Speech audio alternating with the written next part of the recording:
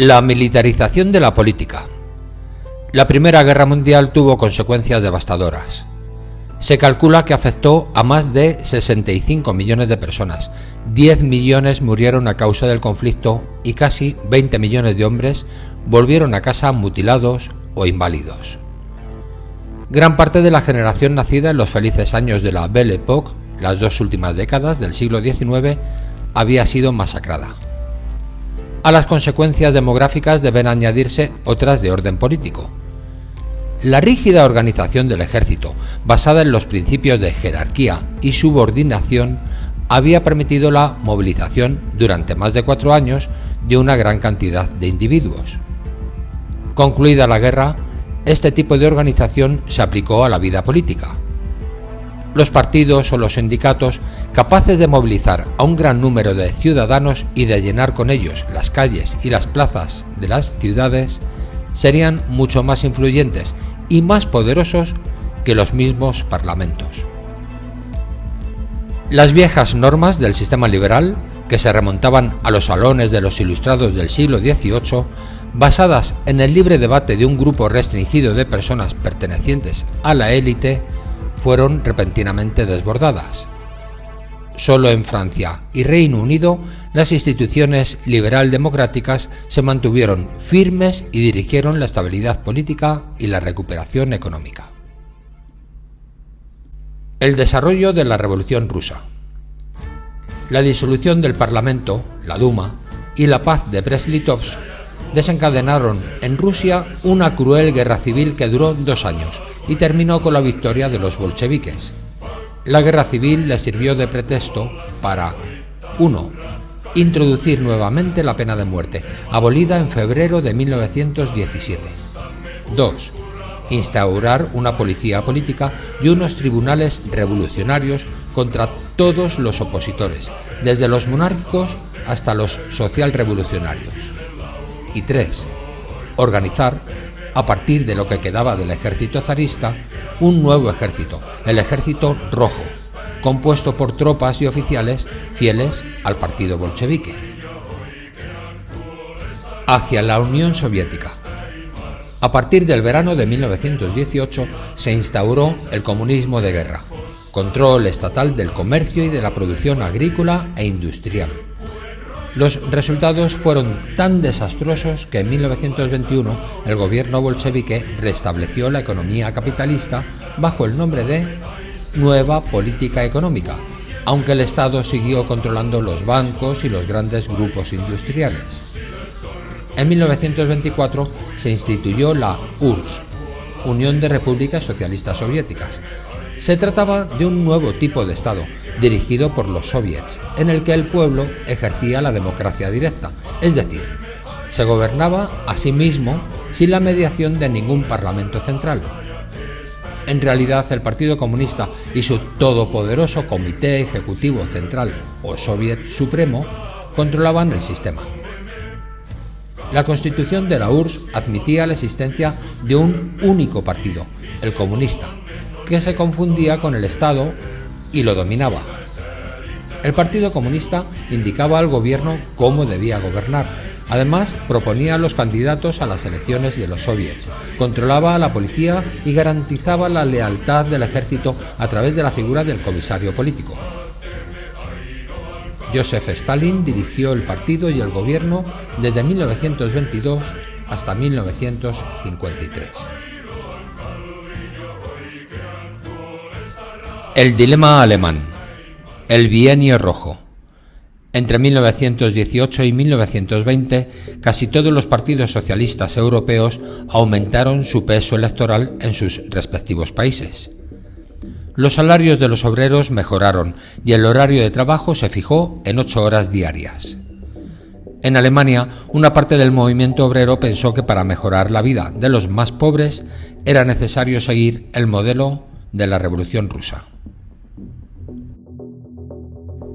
El dilema alemán. La República de Weimar. Una vez finalizado el conflicto, el ejército se disolvió y en las ciudades alemanas tomaron el poder los consejos de los obreros y de los soldados. El gobierno estaba en manos del Consejo de los Comisarios del Pueblo. A comienzos de 1919, los comunistas alemanes se propusieron eliminar, incluso por la fuerza, a la mayoría socialdemócrata presente en estos organismos.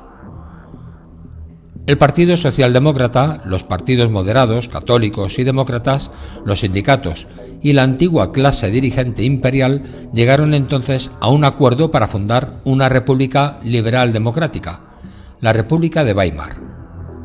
Como Berlín había sido ocupada por los comunistas, la pequeña ciudad de Weimar se convirtió en la sede de la Asamblea Constituyente encargada de redactar una nueva constitución, que fue una de las más avanzadas de su tiempo en cuanto a libertades políticas. A pesar de su progresista constitución, la frágil República de Weimar no podía consolidarse sin el apoyo y la cooperación económica de las potencias vencedoras. Estas últimas, sin embargo, le habían impuesto unas altísimas indemnizaciones o reparaciones de guerra.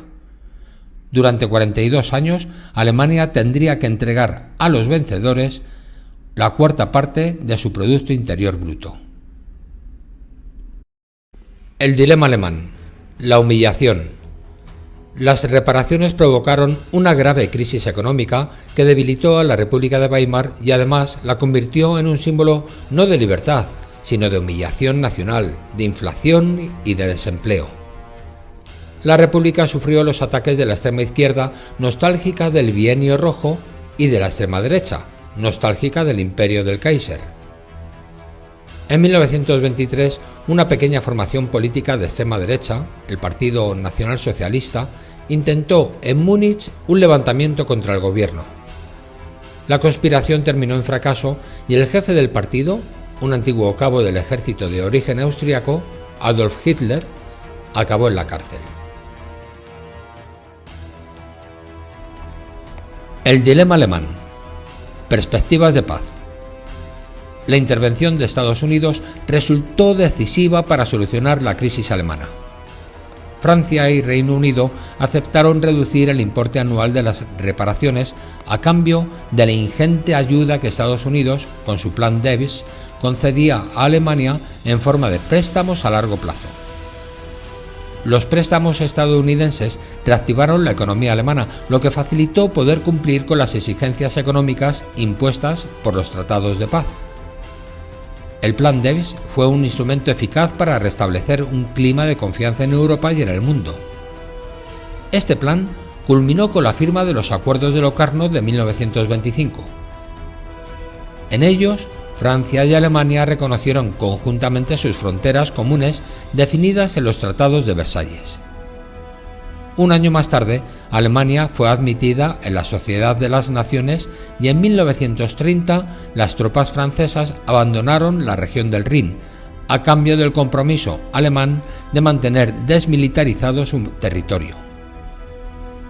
En 1928, 15 estados, incluida la Unión Soviética, firmaron una declaración, el Pacto Briand-Kellogg, en la que se comprometían a renunciar a la guerra para solucionar sus conflictos.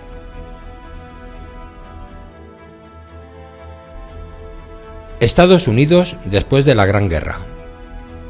Reforzada por su condición de potencia neutral, durante casi todo el conflicto mundial, Estados Unidos había concedido préstamos a los estados europeos en guerra.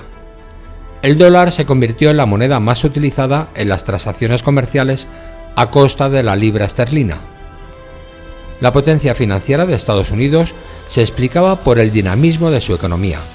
El aumento de la productividad y de la riqueza nacional en los años de la posguerra fue espectacular. La bolsa de Nueva York, conocida como Wall Street por el nombre de la calle donde se encuentra, atraía tanto a los grandes bancos como a los pequeños inversores que buscaban beneficios seguros.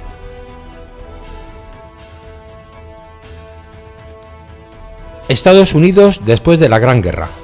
El crack de 1929. Sin embargo, tanto optimismo resultó insensato. El fuerte crecimiento de la producción se justificaba por la creciente demanda proveniente de Europa, pero, a su vez, el bienestar europeo se apoyaba en las ayudas financieras concedidas en gran parte por bancos privados estadounidenses. Cuando en 1928 los bancos empezaron a invertir en la bolsa, El mercado europeo ya no era capaz de absorber los bienes producidos en Estados Unidos. Cada vez eran más los inversores que pensaban que el tiempo de crecimiento económico desenfrenado estaba a punto de acabarse. La difusión de esta convicción produjo un desastre. En marzo de 1929, todos los inversores empezaron a vender sus acciones y descubrieron que su valor no se correspondía con la realidad. Por tanto, el dinero invertido no podía ser recuperado. Estaba simplemente perdido. Al esfumarse los ahorros de cientos de miles de familias, el desastre financiero se transformó en un desastre productivo. Los bienes no tenían compradores, las empresas cerraban y las familias de los trabajadores despedidos perdían su capacidad de compra.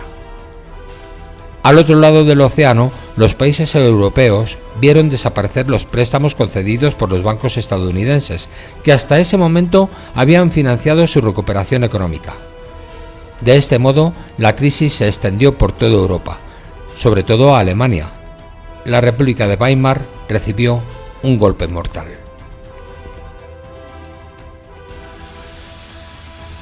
Los regímenes autoritarios. Entre 1920 y 1930 se instauraron en Alemania, Italia, la URSS y España regímenes autoritarios. Las causas principales fueron la crisis económica y la inestabilidad política. Además, en Alemania influyó el sentimiento de humillación, en la URSS el miedo a que los conservadores recuperaran el poder, y en Alemania, Italia y España a que lo alcanzaran los comunistas. Estos regímenes se caracterizaban por 1. El poder absoluto del Estado, que impide la celebración de elecciones libres y la llegada al poder de otros partidos o tendencias políticas. 2. El odio a los sistemas democráticos y liberales y, por tanto, el descuido de muchas libertades públicas, como las de asociación, de reunión, de expresión, de manifestación, etc. 3. La exaltación del militarismo, del nacionalismo extremo y de un líder carismático que acapara el poder absoluto. Y 4. El recurso a la policía secreta y campos de concentración para recluir a los enemigos políticos y hasta acabar con sus vidas. La exaltación máxima de esas características en Alemania con el nazismo y en la URSS con el stalinismo hace que para estos dos países utilicemos el término totalitarismo.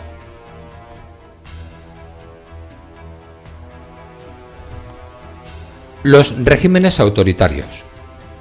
Los nazis llegan al poder en Alemania. En 1932, y como consecuencia de la crisis económica, en Alemania había más de 6 millones de desempleados. La República de Weimar había mantenido solo una de sus dos promesas, la libertad, pero no la segunda, el bienestar.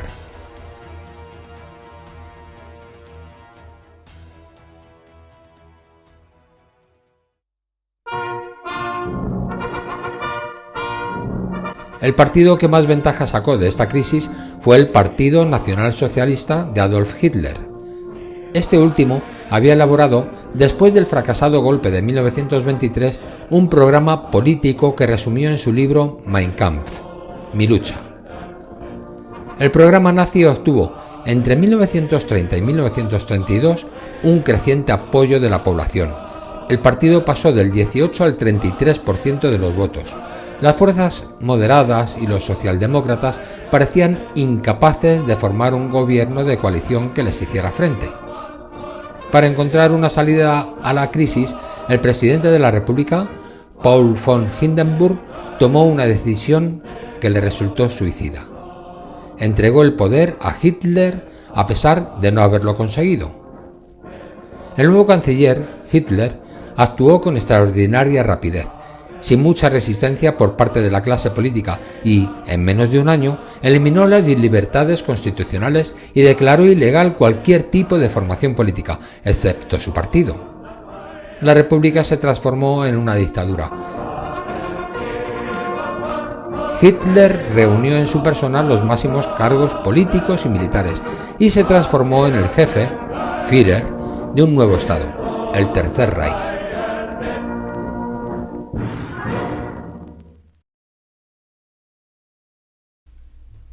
Los regímenes autoritarios. El fascismo en Italia.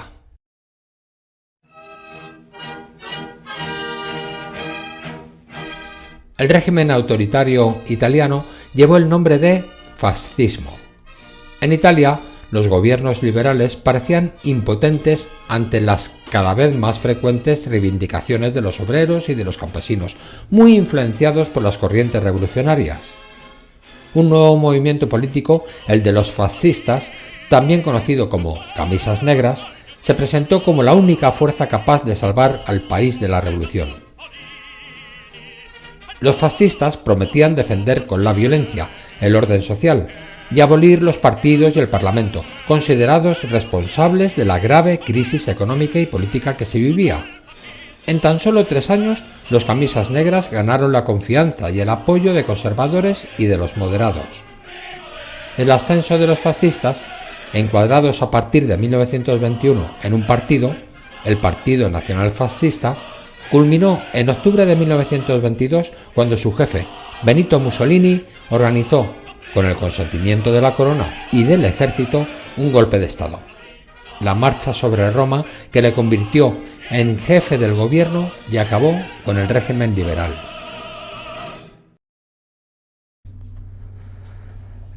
España entre 1902 y 1936. Las consecuencias del desastre del 98. El reinado de Alfonso XIII comenzó en plena crisis por el desastre del 98.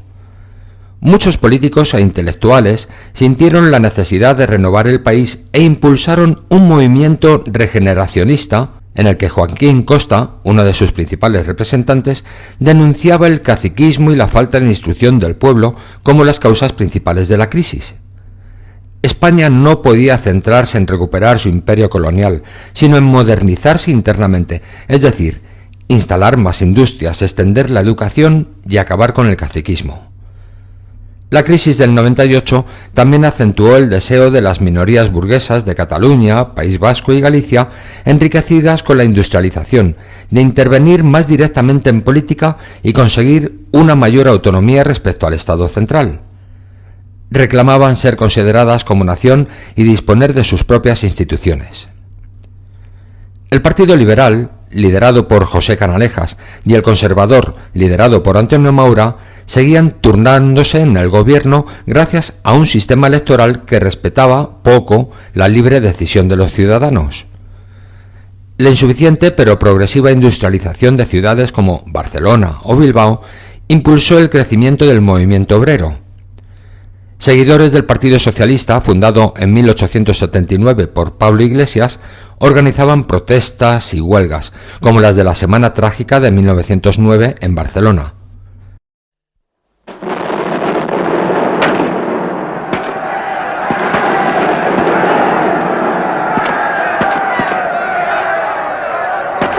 La actividad política de los anarquistas también se acentuó tras la Semana Trágica.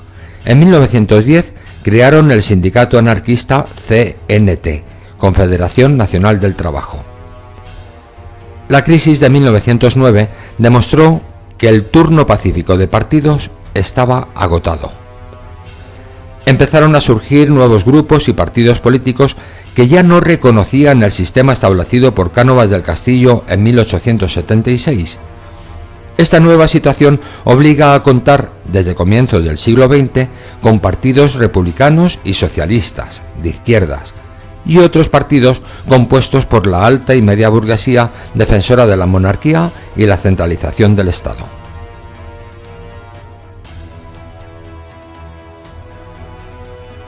La dictadura de Miguel Primo de Rivera.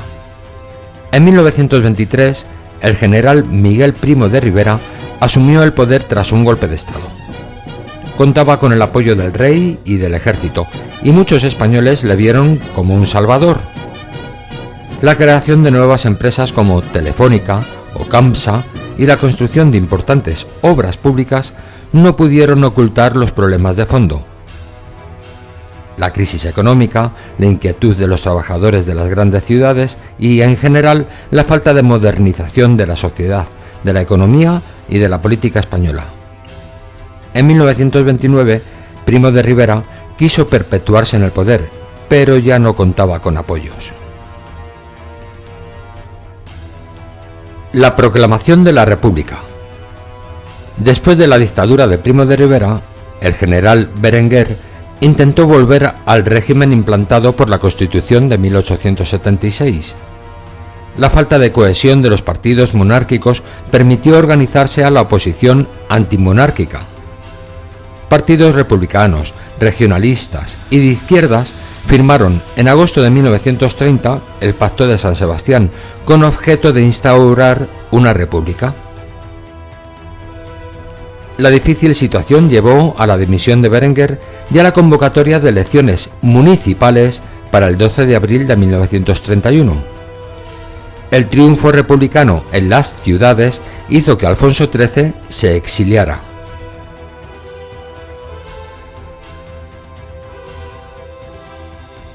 El 14 de abril de 1931, el gobierno provisional proclamó la Segunda República en España.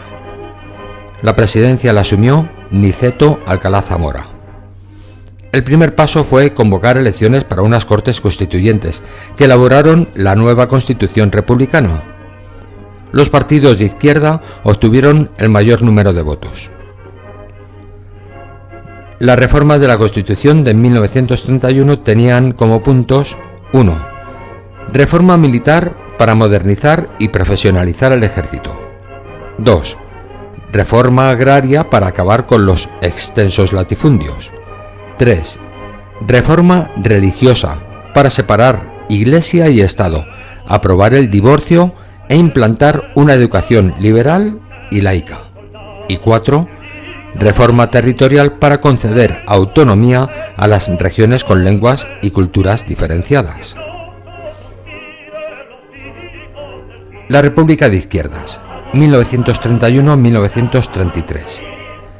La Constitución de 1931 defendió los derechos de los trabajadores y concedió el voto a las mujeres. Sin embargo, el gobierno presidido por Manuel Azaña se sentía acorralado. La derecha protestaba por las reformas y las izquierdas perdían la paciencia con su lentitud. El sangriento suceso que acabó minando al gobierno de Azaña fue la revuelta anarquista en Casas Viejas. Azaña dimitió y se convocaron nuevas elecciones.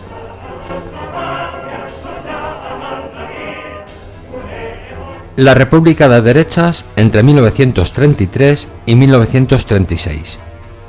Las elecciones de noviembre de 1933 dieron el triunfo al Partido Radical de Lerroux y la CEDA, Confederación Española de Derechas Autónomas, dirigida por José María Gil Robles.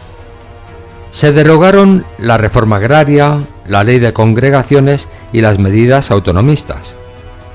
En octubre de 1934, Alcalá Zamora pidió a Alejandro Lerroux que permitiera entrar en su gobierno a 3 ministros de la CEDA. Esta decisión irritó a las izquierdas, tanto que su protesta se conoce como la Revolución de Octubre. Las izquierdas desconfiaban del republicanismo de Gil Robles y temían que se deslizara hacia el extremismo fascista que comenzaba a extenderse por Europa. El descrédito del Partido Radical culminó en el verano de 1935. Las elecciones de 1936. La celebración de elecciones en febrero de 1936 volvió a dar la victoria a la izquierda. Esta vez acudió unida bajo una coalición conocida como Frente Popular. Alcalá Zamora fue destituido y se nombró presidente de la República a Azaña.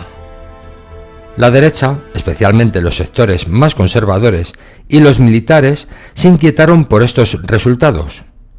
Iniciaron un alzamiento en diferentes puntos del país. Comenzaron en Canarias el 17 de julio de 1936.